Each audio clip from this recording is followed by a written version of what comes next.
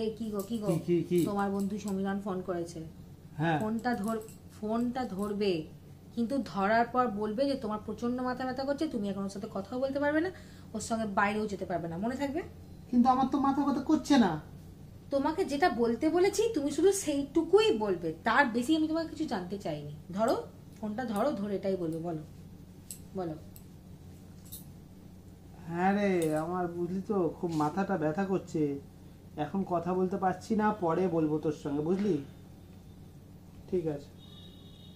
Good boy, এরকম করে আমার কথা শুনবে। হ্যাঁ তুমি একটু দাঁড়াও, আমি আসছি। আবার কি হলো?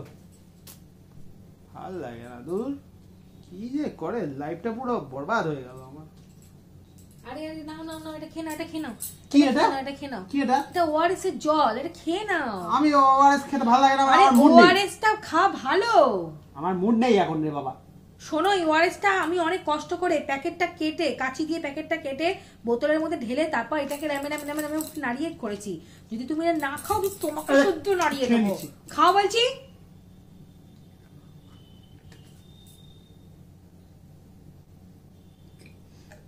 গুড বয়, এরকম করে আমার সব কথা শুনবে, মনে থাকবে? বউ না চেয়ারম্যান না মালিক, কি